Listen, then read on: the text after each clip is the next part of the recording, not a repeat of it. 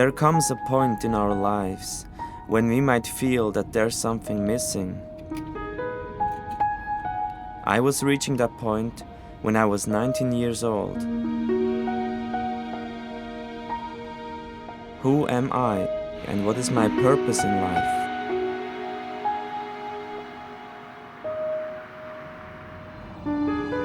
Shortly after, it was as if the sky had heard my call. I met someone who offered guidance, help, and understanding. For the next 10 years, I lived a cult experience that wasn't fulfilling, but brought a lot of pain and suffering instead. Why didn't you just leave, you might ask? Well, I eventually did, but leaving a cult is one hell of a struggle. In my case, leaving wasn't a conscious decision, but the result of my survival instinct. Some members of the cult drove me into the forest. They were given the order to punish me, to threaten me, and to break my will again.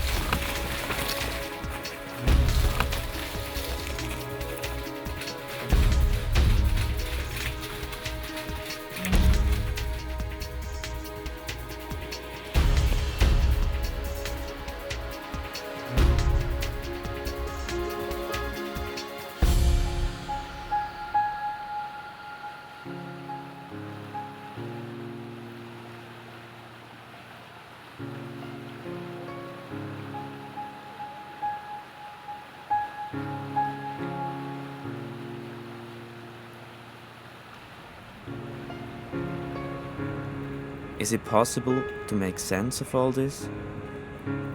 For the next 3 years, I went on a journey. On this journey, I talked to experts and former members of cults, hoping to find some answers. This is Jill. I was amazed by the fact that she seemed to understand the things I was talking about. How long is it since you left? 2 years, a little bit more than 2 years. So not long, really. Yeah, it seems long to me. Yeah, it's a new life. It's wonderful. It's like an awakening from a bad dream. No, I say it isn't long because in the grand scheme of things, 2 years is not very long to get over an experience like that. But I guess you're still on that journey. We're genetically programmed to be group animals. Most of the time that human beings have been on the earth, we've traveled and lived our lives in small hunting and gathering groups. The holy grail of researchers into cults was to find what was called the cultic personality, or the cult vulnerable personality. And many, many tests were devised and measures were devised to try to find those traits that would help us predict who was vulnerable, seduced by, or influenced by a cult. And those efforts all ended in failure. The conclusion one could draw from that is that we're all potentially vulnerable to cults.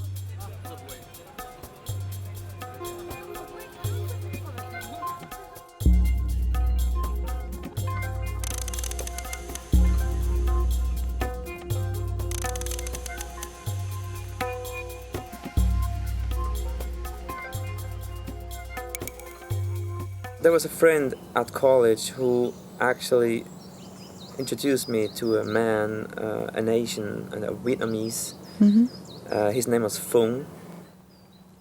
He described as a master, as a spiritual master. And I should absolutely meet him because he could really help me on to find my path. So I was interested. You're curious. I was curious. Curious, yes. Yeah. They welcomed me very well. The atmosphere was really warm, friendly, and almost euphoric, you know. And I felt quite comfortable with them. There was lots of food, Chinese food, special things that I never had before in my life, you know, seafood and all that kind of stuff. And it was really interesting, quite a different world. So before you met this master, you were kind of in a state that a lot of teenagers are in, asking questions, searching for the meaning of life and where they're going to go in life and so on. And somehow this spiritual person, that the idea of a spiritual person who might help you find that pathway, was very appealing to you. And then I guess particularly the warmth and the love that they showered you with. There is actually a phrase that psychologists use. It's called love bombing, which you often find when people are trying to get new members into their group, because it's very flattering and it's very affirming.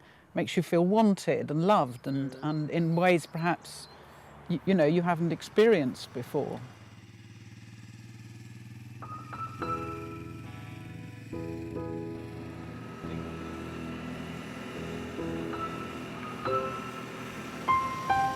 This is Jim and Judy Bergin. Back in the 80s, they were the owners of a successful publishing company in New York City. Back then, Jim and Judy had no idea that an author in the company was one of the leaders of a cult. It was called Gentle Wind Project.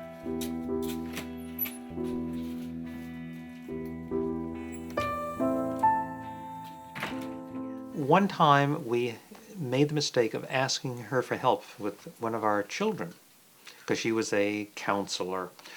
And the help that was bestowed on us was a little bit weird. The help was based on a piece of our son's hair. We cut a little piece of his hair and sent it to her. And she took this hair and did a reading about the soul of our son. On the tape, she referenced that the information was coming from another source that she referred to as the teacher. The teacher was telling her this stuff. So we listened to it, and it seemed dead on, knowing our son. And so we were sort of enraptured by that. And so then once that happened, we wanted more information from this teacher. And so we got tapes done of ourselves. What happens in that situation is somebody is really interested in you. Now, I can't spare too much here, but I did send it. And so now I've got this information, and what's captivating is this person really knows the real Jim. The teacher knows the real Jim. And there's somebody out there, teacher in the spirit world, who knows me and is interested in me. So it's very flattering. This is information for Jim Bergin, and the date is June 25th, 1987. Jim Bergin is someone who could be thought of as moving spiritually by traveling his way through evolution. That is, that he is someone who tends to take side roads and excursions. When he's on the main road, he feels quiet and he feels calm inside. And when he travels on his own excursions, he feels confused, he feels that his life gets chaotic and it gets overwhelming. We would say that this is a period for him now to make a decision about which way he wants to go and how he wants to use his resources.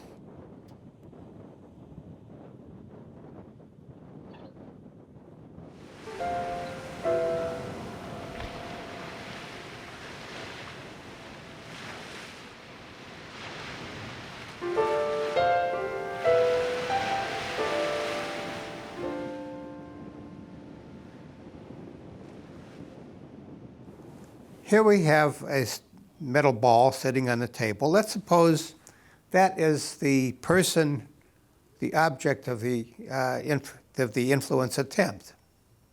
The ball is about to be influenced. Let's say my hand is the influencing agent. It's the one that's going to lead to change in behavior and position of this target. Now, to start with, let's say that this is what we call dependent influence. This is what we call dependent influence.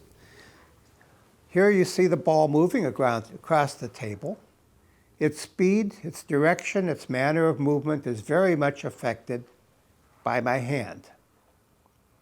It's socially dependent on my hand, and this is what we mean by socially dependent influence. On the other hand, let's try another form of influence. My hand will influence the movement of this ball over the table. But now it continues to move in a direction which is unaffected by my hand. No matter what I do, it doesn't change. It goes in its own way. That's what we call socially independent change.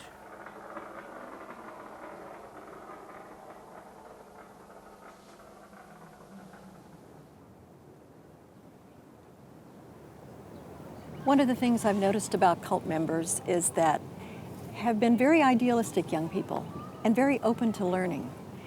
That is, they'll meet someone who seems older, wiser perhaps, and be open to what that person has to say to them about a better way to live or what's wrong with the world. So really the ones that I've seen have been young people to admire. They're among the best of the students that I taught, the ones who got involved with cults. And what happened is that once they were open in a beautiful way, someone who didn't have integrity used that openness to the student's detriment.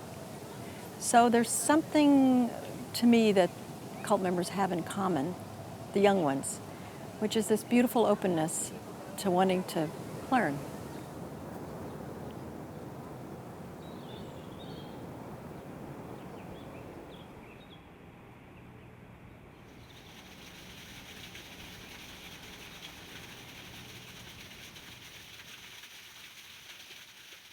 The one thing that attracted me most, I guess, is that he said that I would have a really great or huge potential. Right.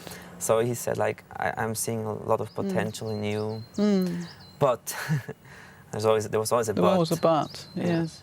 You need to, you know, try to live spiritually and more spiritually. You know, you need to be on the right path. And obviously the right path was to be with him. With him, yeah. That was really clear. Yeah. And so if ever you felt perhaps unhappy with something or a little bit troubled in spirit, it would be because you were not on the right path anymore.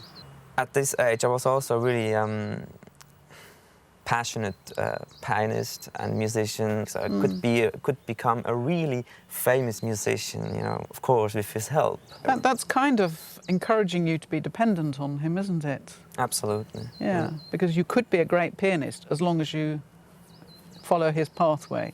You will be happy and contented and fulfilled in your life if you follow him. Yeah.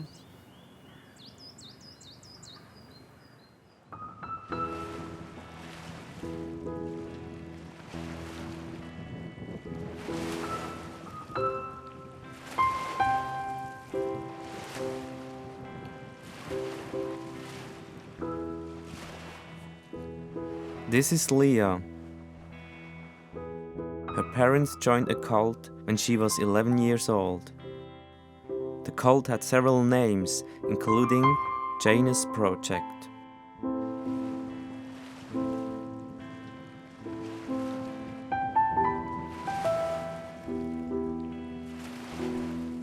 Meine Mutter, die war sehr auf der Suche ja nach einem neuen Inhalt in ihrem Leben, weil für sie all das materielle, so das normale, menschliche, irdische Leben eigentlich nichts mehr gegeben hat. Und deswegen war sie vor allem sehr euphorisch, weil sie das Gefühl hatte, dass sie da eine Gruppe von Leuten kennengelernt hat, die denselben Weg oder auf derselben Suche sind. There are many people who hear the cultic message, who hear a message, and it just leaves them entirely cold. And they look on and in wonderment as to, how can anybody believe this stuff? It's so obviously drivel that they can't imagine how anybody can believe it. And at the same time, another person just hears it and we're ready to just give up their entire life. Nach diesem Besuch kamen meine Eltern zurück in die Schweiz und da war klar, wir werden in der Schweiz alles auflösen, Haus verkaufen. Wir Kinder, mein Bruder und ich habe einen Bruder, der ein Jahr älter ist, nicht mehr zur Schule müssen und dass wir noch so schnell es geht nach Österreich ziehen werden. Dieser Führer, der hieß Benno, das war eigentlich der das Sagen hatte. Als ich ihn das erste Mal sah, dachte ich, was ist denn das für einer? Er wirkte jetzt eher so ein bisschen ungepflegt und war mir nicht gerade so sympathisch. And we called him Tubby. And in the name Tubby, it displays some of the characteristics of cult leaders because they will generally portray themselves as being just regular people, just a regular guy. However, there's the information about this regular guy, the mantle that this person carries, and in Tubby's case, was that he was sent from another place, and he was a spiritual messenger, and that he was sent to, in so many words, save the world. On my second or third weekend there, for instance, I was helping to make a salad, and I was told that he was coming over for dinner, and suddenly there was this whole thing about being so careful about the salad, as if I wouldn't know how to make a salad. I mean, I was in my late 30s, but you're treated like a child by a cult. Der Benno hatte ein sehr gutes Gefühl für die Schwächen und Stärken der einzelnen Leute und mit dem hat er gespielt und er hat eigentlich überall die Schwachpunkte von den einzelnen Leuten greifen können. I went over in the workshop and he was there and he would do this thing with his fingers, which is of course a hypnotic thing too. Did he point the finger? Oh yeah. Oh yeah. I know that. You too get the pointed finger. I have a strange feeling suddenly. Yeah, but it's going around in circles and it's maybe pointing at your abdomen. And you will feel something really strong. And at that time, it was really a hard sensation, like an energy that you would feel inside the body. And even now, I don't know if that was kind of hypnotic suggestion? Yeah, it was really strange feelings. And I thought he must be a master. Zum Beispiel wurden die Ehepaare auseinandergenommen mit Partnertausch. Das war auch so ein Mittel, um die Leute an ihre Grenzen auch zu bringen, die emotionalen Grenzen. John Miller, who's, ugly and fat, is directing. There may be 4 or 5 women there, maybe 2, maybe. I never had a one-on-one with him, but I have since heard that it did take place, which is disgusting. So, but he would direct who was going to be with whom and what they were going to do.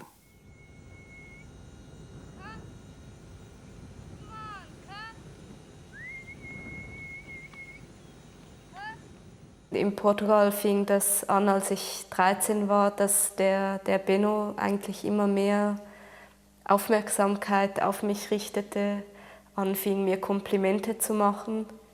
Das waren so die Anfänge, das hörte nicht auf, dass er auch immer mehr das Gespräch mit mir gesucht hat. Wenn ich mich auf eine Beziehung mit ihm einlasse, dass das sozusagen für mich ein Riesensprung in der Entwicklung ist zum Frau werden. Und damals war ich 13. Für mich war das ein wahnsinnig riesiger Kampf, weil ich empfand auch Ekel Der Benno, der war 25 Jahre älter als ich.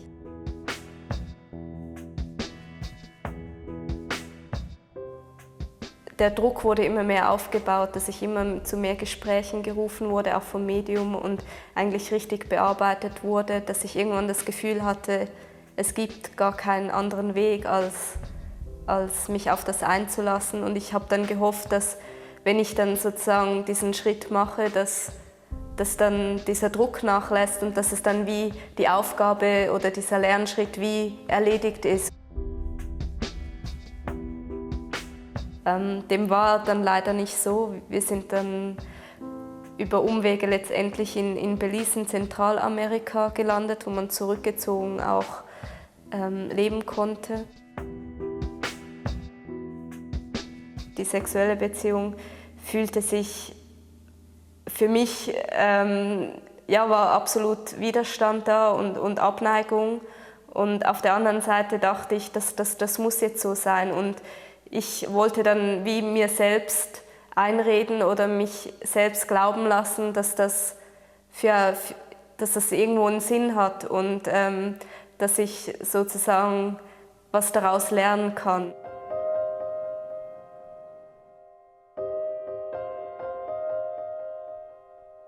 If we go into a cult, we go with a prior set of beliefs that have been inculcated in us over many, many years. And in order to make room for the new beliefs, the new loyalties, the new attitudes of the cult, before they can be programmed on us, the old beliefs have to be washed away.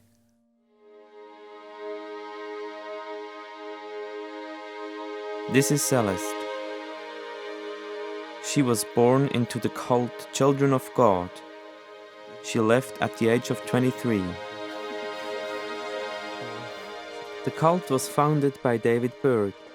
After Berg's death in 1994, Karen Serby, known as Queen Maria, took over leadership of the group. David Berg very early on wrote a letter called One Wife, where he said that there were no small families and that parents weren't to love their own children. It was the children were everybody's, and that he was the father, Maria was the mother, and then everyone else was their children. That's why Children of God. Yes. He said that the Bible had only one law, the law of love, and that there were no other laws. So everything done in love was okay, and he applied this. That sounds wonderful, it sounds idyllic, but in reality, the way he applied this was with sex, with children, that was all right, because he said, we're doing it in love. So this led to widespread abuse. Certainly for myself, I was sexually abused, and the children that were around me by the adults. Of course, we weren't told it was abuse. They were sharing God's love with us. We were to be unselfish and to share love with them. So love was actually, it was something that actually hurt you.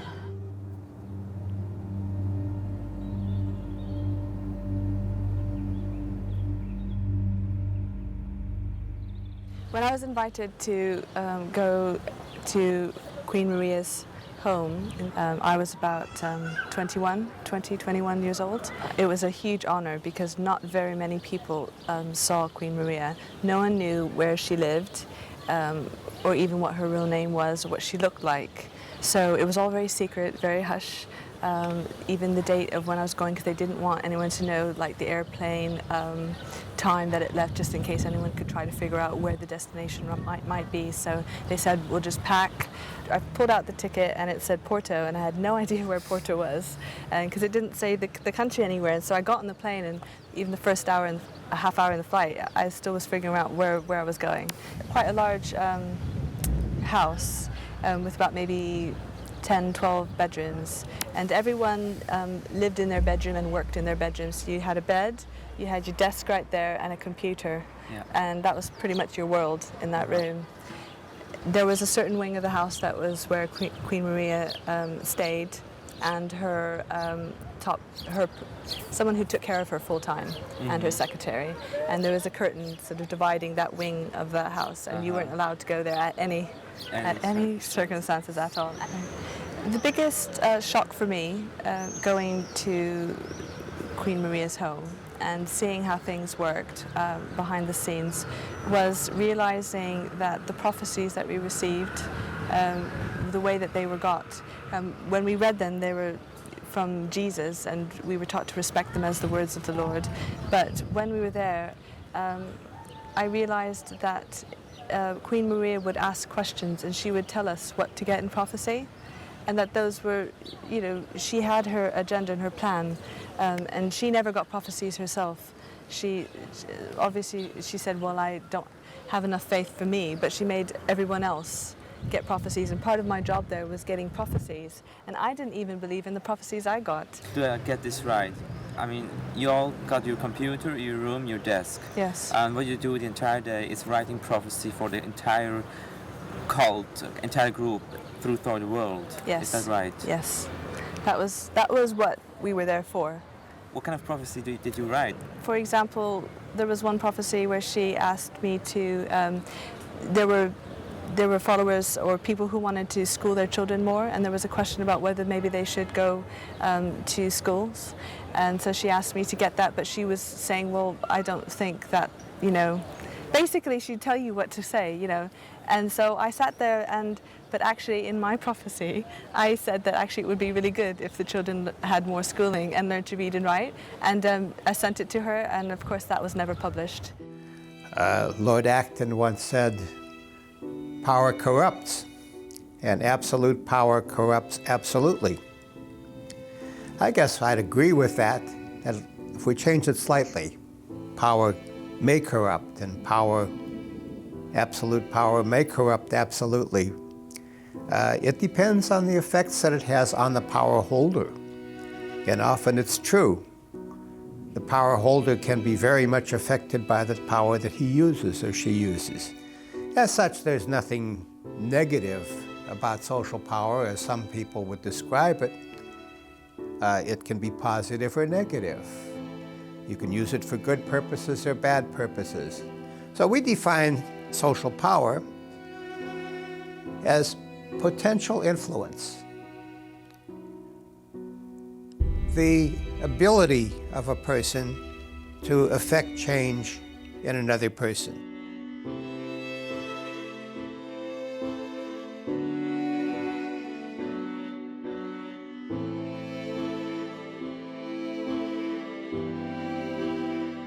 So he said, you need to take your life in your own hands. You need to go work, you know, earn your own money.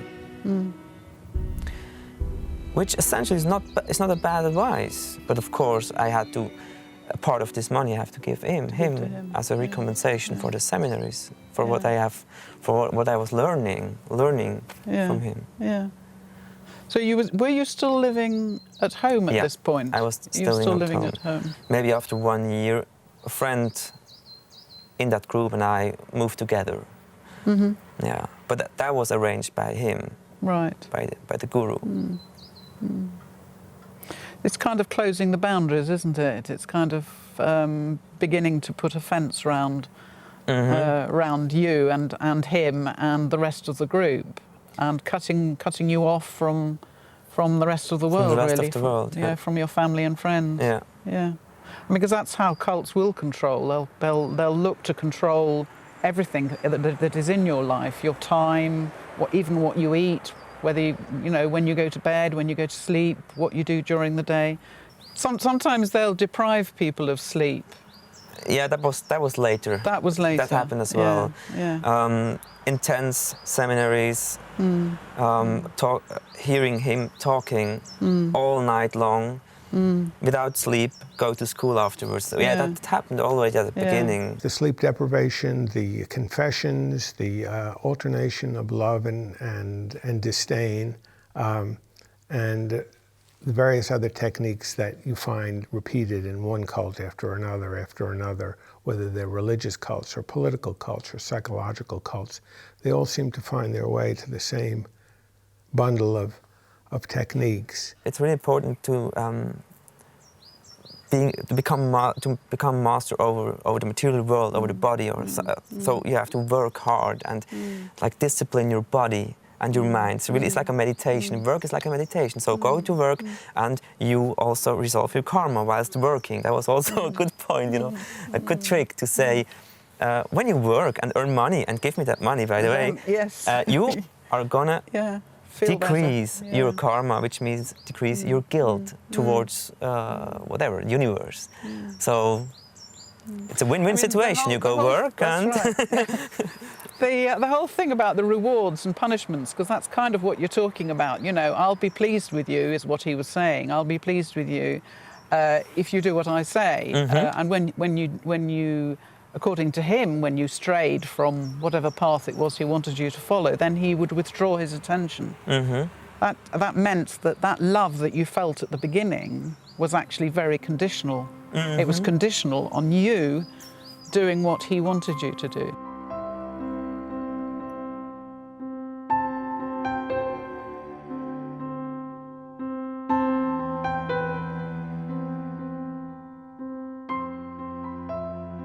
Die Leute haben halt so das alltägliche Leben, haben gearbeitet. Da war jemand zuständig für die Küche, für die Wäscherei. Auf der Farm gab's dann, da hat man immer mehr aufgebaut. Es gab eine Werkstatt, man hat eine Baumschule aufgebaut. Also man hat auch sehr viel gearbeitet. Und der Benno war einfach derjenige, der das so vom Zimmer aus koordinierte. Dann irgendwann wurde zum Beispiel noch ein Flugzeug, also so eine kleine Cessna 182 gekauft für Benno, weil das irgendwie so ein Traum von ihm war. Und das wurde dann immer irgendwie wieder erklärt, warum man jetzt diesen Flieger braucht und versucht irgendwie für irgendwelche höheren Ziele wichtig ist, ebenfalls für das Experiment. Und für mich wurde das eigentlich immer auch absurder, weil es wurde immer mehr auf die Bedürfnisse von Benno offensichtlich zugeschnitten und dass er da wirklich so sein kleines Königreich hatte. Und von dieser Vision, die zu Beginn herrschte, war eigentlich nicht mehr viel übrig.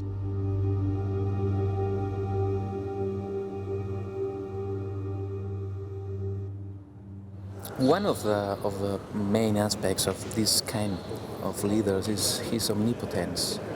What means omnipotence? Omnipotence is a trait of personality. Is myself, I'm grandiose. I'm the best, of course. I'm the unique in possession of the truth. In capital letters, the truth, of course. And this is one of the main traits of a leader. We can see that the leader, in some sense, tend to establish a perverse relationship with the followers. Yes. I will introduce myself into your mind, and later I will remove your history, your relationship, your identity. Suck it out. Suck it out. Yes, of course. And later you will depend on me. And you will depend more and more and more on me. Is this kind of relationship of the parasitic type. I absorb all your life, and that's mine, and you are nothing. There was a prophecy given where there was inaccurate information given. It was a prophecy that supposedly said that Elvis Presley's wife was in heaven, whereas she's still alive. She's still here. So they made a mistake. I knew somehow. that. They didn't Google well. Obviously, well, Queen Maria doesn't even look on the internet, does she? She relies on people to give her information. She's been so cut off from society for so long, right? We thought of these other cults as being weird, and they don't get it. And, the reality is the strangest cult that's out there, and we were being very sophisticated and, we're exactly the same as these guys with the shaved heads and the tambourines, dancing on the sidewalk, here I am with my button-down shirt. I am no different than some ninny, looking for money on the streets of New York and singing, Hare Krishna.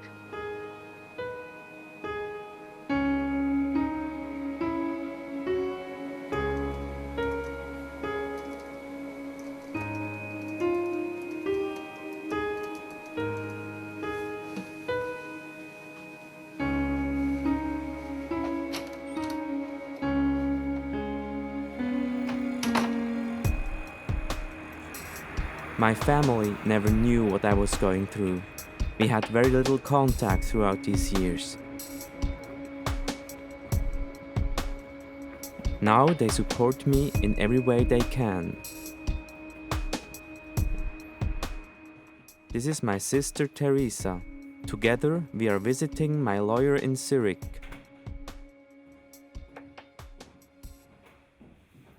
Am Anfang ist er gekommen, wo es noch relativ frisch war. Er war auch noch aufgewühlt.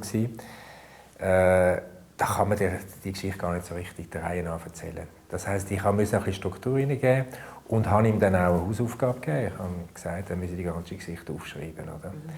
Und weil ich ja mit diesen Gruppen, die man Sekten nennt, schon lange Jahre zu tun hatte, und darum ist er ja zu mir gekommen, habe ich natürlich auch immer wieder Parallelen gesehen. Bei allen Sachen, die erzählt worden sind, habe ich gemerkt, aha, das ist gleich wie dort, das ist gleich wie da. Wenn man zuerst schaut, was ist passiert, was schildert er einem, wie er behandelt worden ist, körperlich misshandelt, ausgebeutet auf Geld, also am Schluss ja mehrere tausend Franken pro Monat, oder? Dann denkt man, ja, das gibt es doch nicht, oder? Aber wenn man eben dann zurückgeht, wie hat es angefangen, fängt es sehr typisch an, oder? Die erste Stufe ist, jemanden interessiert zu machen, jemanden abhängig zu machen. Zum Beispiel mit Verheißungen. Also, du wirst ein befreiter Mensch, du wirst ein viel gescheiterer Mensch, ein viel erfolgreicherer Mensch. Das war ja auch da gewesen. Er hat ihm mit gewissen esoterischen Überlegungen und Trickchen hat er ihn interessiert gemacht für ja, so geistige Überlegungen. Dann hat er gleichzeitig gewisse Drohungen ausgesprochen. Er hat ja dann so Fotos gemacht, wo er dann einen Rauch gesehen hat und gesagt, das sei seine Dämonen. Und gleichzeitig hat er auch gesagt, das ist ein Zeichen für Krankheit, die dir droht. Oder? Also wenn dann mal die erste Phase durch ist, wo man das Anfangsvertrauen und die Anfangsbindung geschafft hat, dann kommt natürlich die nächste Massnahme. Und das ist oft in einer Gruppe ein Disziplinierungssystem. Der Chef, der hat einerseits Sachen kontrolliert, also was sie geschrieben haben. Sie mussten Briefe vorlegen. Sie haben ihm müssen berichten, was sie die ganze Zeit machen. Und er hat das bewertet.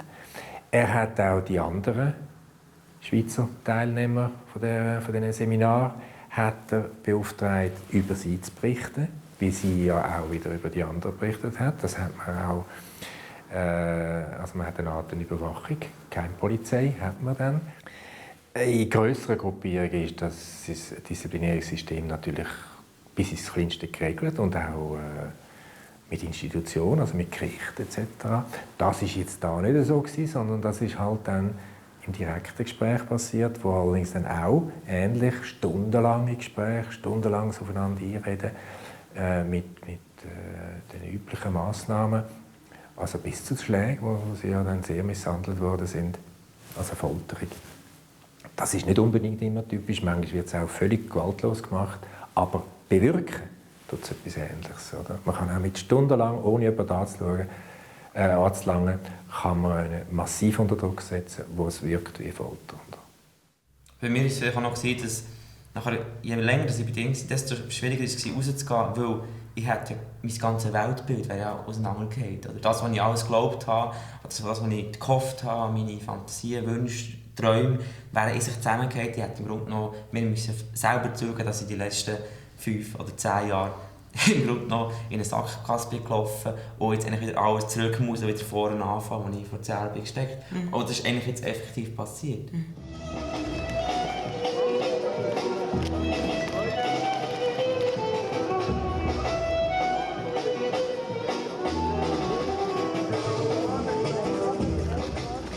There's something very basic, too, about the way the cult sets up a culture. They come from the same root. And in the culture, some things become okay that really are not okay, like harming people, abusing people. Often, the leader of a cult puts himself or herself above good and evil, says, the normal rules don't apply to me. And because of that, they get away with doing things that in a normal human context would be seen as absolutely wrong.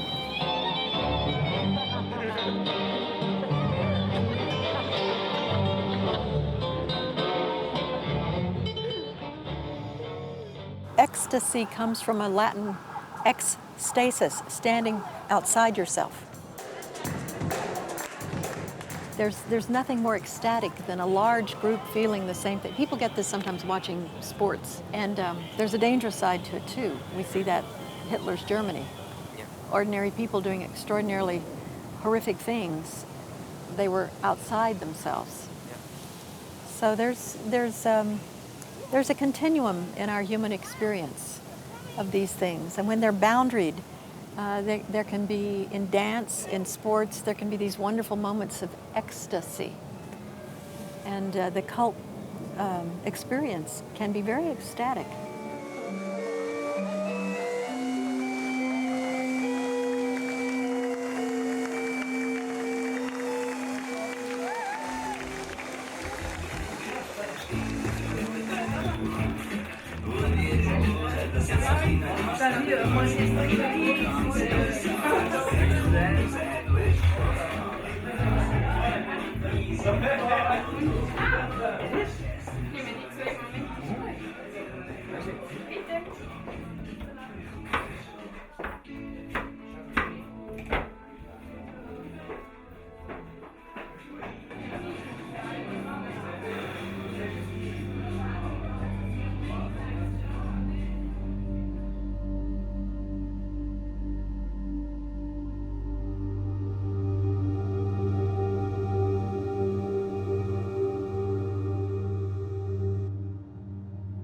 They ended up beating me, and he had a revolver, a gun, and we were at his home in France, in a living room all together, just the five of us, and he would take out the bullets, you know, and would slowly put in the bullets in the gun and say, yeah, just go on, say what you want to say. And slowly put in the bullets in that revolver. And suddenly he got very angry, you know.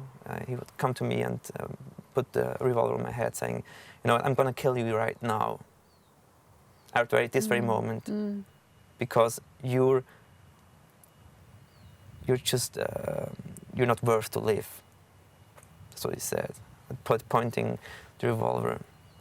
And, well, it went on like that, you know, for hours, you know. Came back to me and pointing at me, and go back to his desk and come back and yelling at me all the time. So eventually, maybe 5 o'clock in the morning, at this meeting, I signed an agreement that I owe him 3 million. So. That's an incredible story. Yeah, and so would fill up the water, the bathtub with water, and tighten my arms and legs, and just put my head in it for, I don't know, just 30 seconds, take it out, and again and again and again, for 1 hour. And that's just so, I can't imagine something more exhausting. You just want to die, you just don't want to live in that moment anymore. And that's also an experience that really breaks you. Of course. Breaks you inside. Yeah. You're not any thought of opposition to that environment really is drowning literally in the water. You don't have the strength or the power to resist. No. So you accept anything, and that's how they broke me almost every day or every week. They broke me again. So I couldn't. So this inner force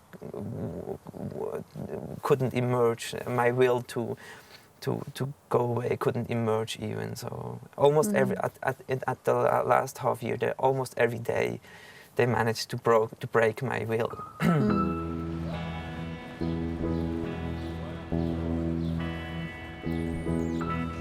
He's just gone down there, so. I did tell him I'd be there, and he was a bit taken aback. Oh, here he is. Yeah, here he is. Here he is. No, that's not him. That's not him. God, I can't recognise. That is him. I can't recognise my own brother anymore. I can't recognise my own brother anymore. Strange feeling. Yeah. He's just come up to speak to me, Graham, but he was so nervous, he dropped everything. He was very nervous with me on the phone.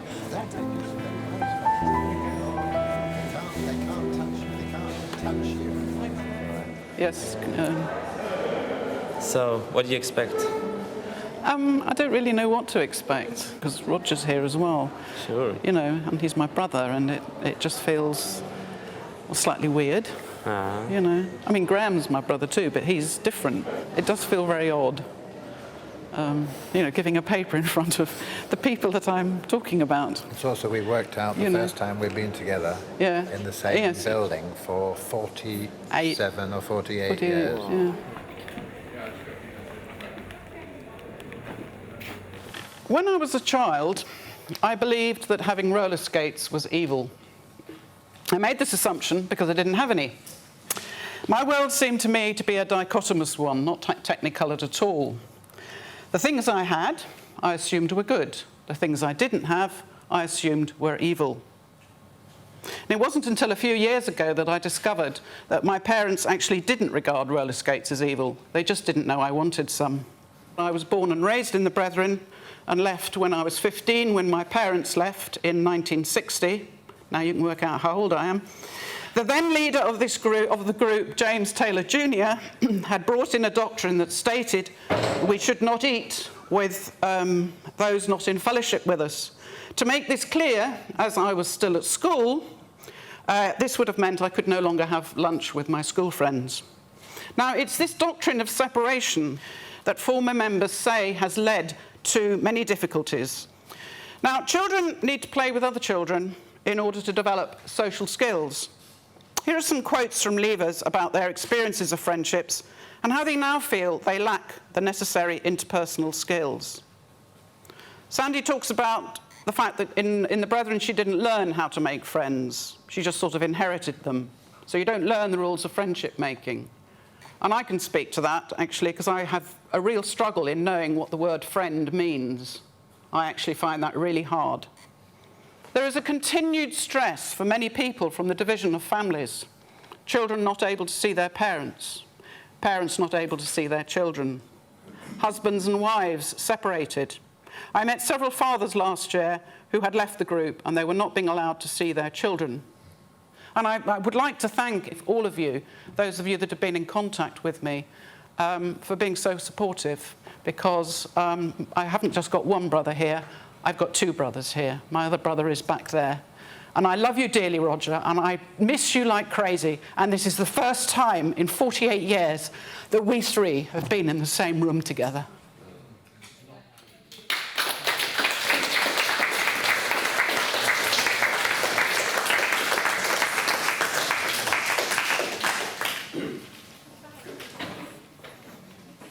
When I saw him sitting there in the audience, it was really quite unnerving, because I'm used to talking to a group of academics, not people from my own family, especially not somebody I hadn't seen for a long time.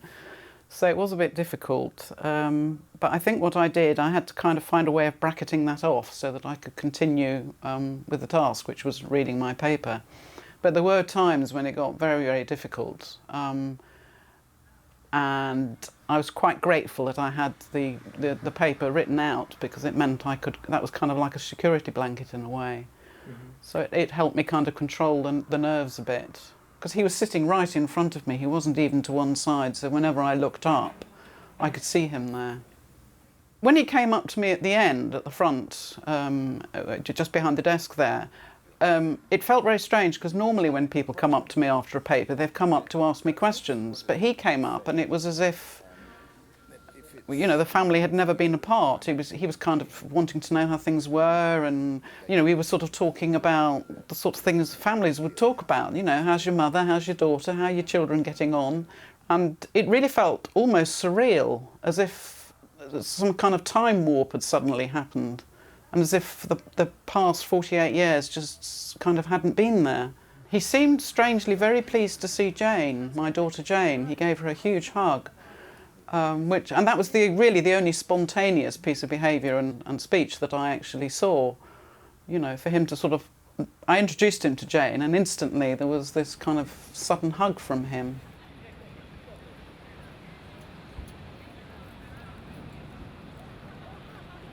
This year has been quite a journey for me, as I believe it has been for you too.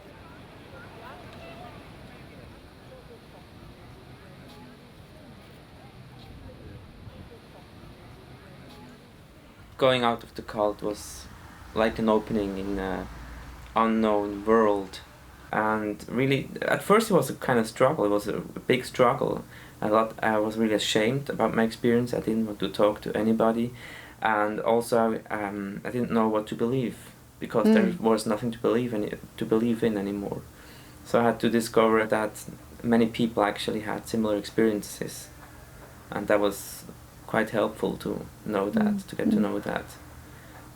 It can happen to anyone. It's something that is innate in humans. If we're in a group of people, we might experience moments of ecstasy, and in these moments we might get lost. That sense of self has to remain, and you shouldn't kind of relinquish your own power just to another human being, even when they're helping you.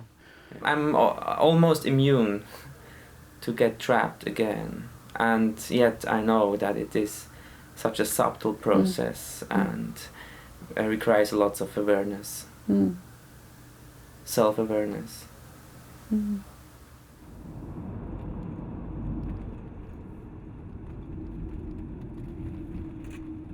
That feeling in yourself in which you are grounded in this moment, which is all the reality there is, this moment. There's no future, that's a story. There's no past that's present, that's a story. And there are many different stories of the past. But this now, which is all we have, is also extremely wonderful and precious. And when you can be in that present, the world opens up. Judy and I started this jail project where we go into the jail and we work with inmates, or we call them jail residents. That's doing something real, you see. And so we've now moved in that direction where we're trying to provide real service as opposed to nonsense with plastic healing instruments and spirits and all that. And so we're trying to provide something real for people, and it's a startling contrast to what we were doing for the live period. And this is something we do together as a couple. So. Okay. I'll hold on to you like this. That's better than hand holding.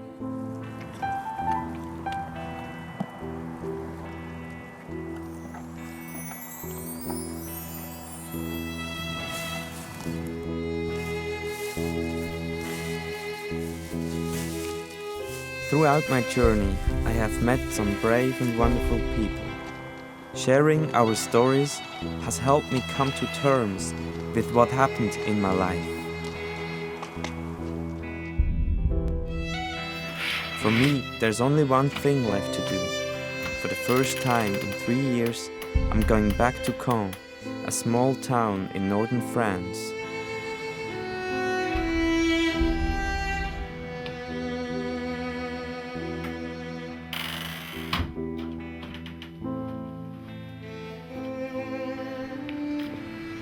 I want to see if the guru still lives at the place.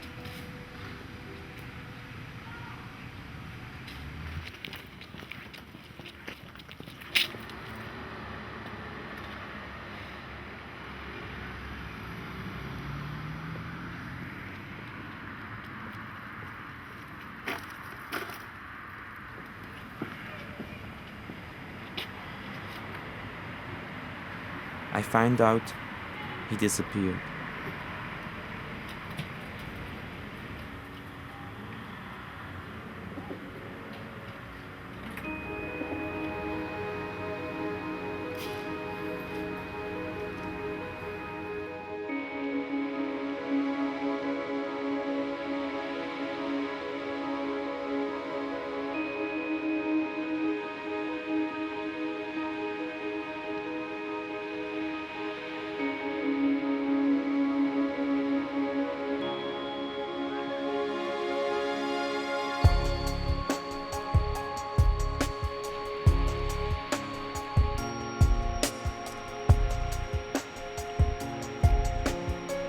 Wherever I go, I take my past with me.